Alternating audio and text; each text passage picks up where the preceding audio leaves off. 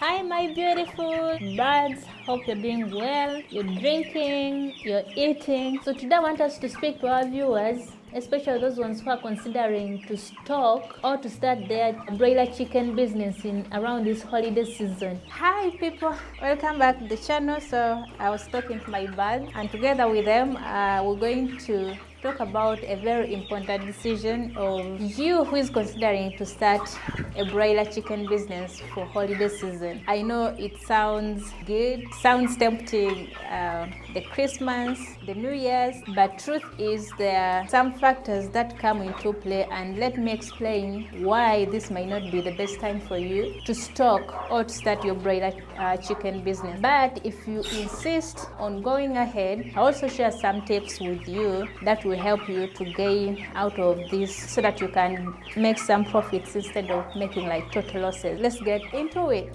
Oh my god, these birds keep pecking on me, and you know their beaks are now really hard. So why is this period quite tricky for anyone who wants to start up? So let's start with the most important factor, and that's the cost of feeds. You know, feeds is a continuous expense. Like you feed your birds right from the time you book them or they arrive at the farm to the point you sell them. They need to eat. And when it comes to the broiler chickens, their work is to eat, drink and sleep. They don't even do much of the sleeping, they just do a lot of eating. So with Christmas around the corner and New Year's around the corner, the prices of feeds goes up. Not only feeds, but also like animal items, anything to do with animal products, and you don't want to incur a lot of expenses on feeds because this will be encroaching on your slim profit margins. All the ingredients that are used in making feed, the soya beans, the broken maize. Like right now as we speak, broken maize it's at 1,500 Ugandan shillings.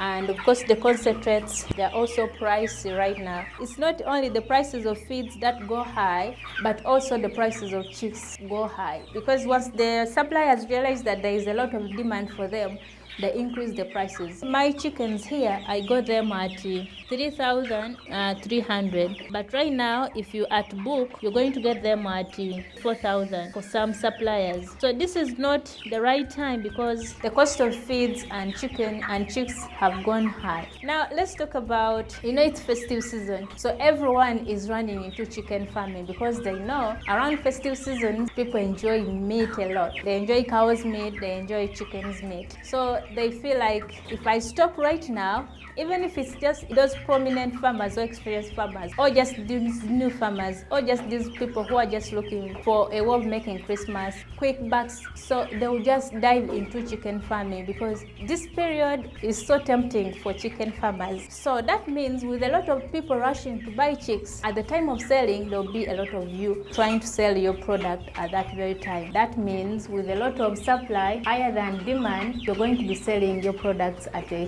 huge loss. And the thing is, with broilers, you can't get stuck with them. Once they are full growth, you have sell them off. But with the market flooded with a lot of chickens, what's going to happen is you're going to sell your chickens at a total loss. What's happening so far right now in the market, the government went ahead and gave farmers chicks for meat under the government program of PDM, Poverty Alleviation something. So right now, as we speak, from now until Christmas, a lot of these chickens are going to be on market, and this means we have a lot of supply of these chickens in the market more than the demand.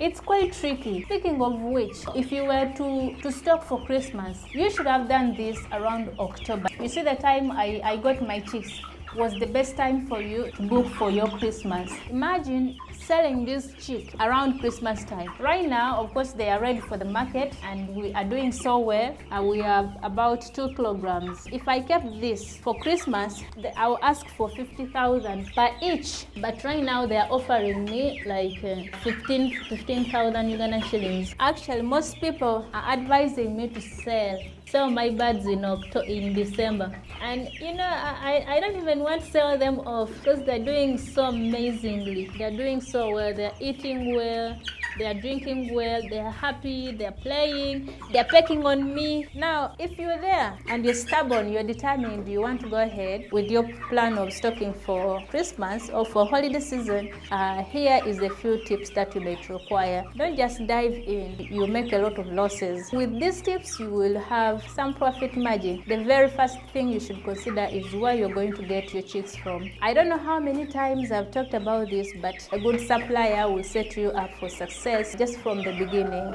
I've mentioned this in my previous videos. Every farmer talks about this because quality chicks are easy to manage because they will be resistant against diseases. But also quality chicks will gain weight. They will offer you the growth that you want. They'll be healthy. They will achieve their milestones in time. My birds, because I got them from good supplier, it's my very first time, but look at that. I'm not exaggerating. It's not for the sake of the video. Knowledge without success is nothing. These chicks, it's not that I was too experienced. No, I wasn't. And I didn't know much about broiler chickens, except for a few things that I knew. But because I got these chicks from a good supplier, everything was easy for me. My chicks didn't fall sick that much. In fact, I don't remember noticing that my chicks are sick. I don't know, and I can't say it was luck. No, it was deliberate. Make sure you get your chicks from quality suppliers. The worst thing is, right now, the reputable suppliers, they're not there. Whoever is having chicks right now for Christmas, those are not reputable suppliers. Most of the reputable suppliers have been booked. They have full capacity of booking. So you're going to make a mistake and get chicks from people who are not reputable, and you're going to cry with your chicks. The next thing you would love to consider, if you're insisting on going ahead, make sure you make a total calculation of the amount of feeds your birds will require right from the day you bring them on your farm to the time you will sell them off. It will give you a proper way to see through things. You'll be able to know if you can make it or if you can manage. Overestimating, it means you're going to incur in losses and the costs. But also underestimating means you're going to feed your birds poorly, and this means poor quality chicks that you're going to be stuck with at the end of the day. So you should have an approximation of the amount of feeds that your birds will need. Each 100 broilers eat 300 kilograms from the time you bring them to the time you're going to sell them. So you can use that and you calculate, you do your math so well. I'm telling you, broilers eat all the time. Their job is to eat, drink and sleep. The other thing that you want to do, if you insist on stocking for Christmas, make sure you're not a newbie. Be realistic. This is not time for you to start broiler farming like as a fresher. But for those ones who are experienced, of course, they know what to do. They know how to make their product. They have their customers. They know how to negotiate through with the prices of things in the market. But if you just want to start, I'll be honest with you. Please don't start right now.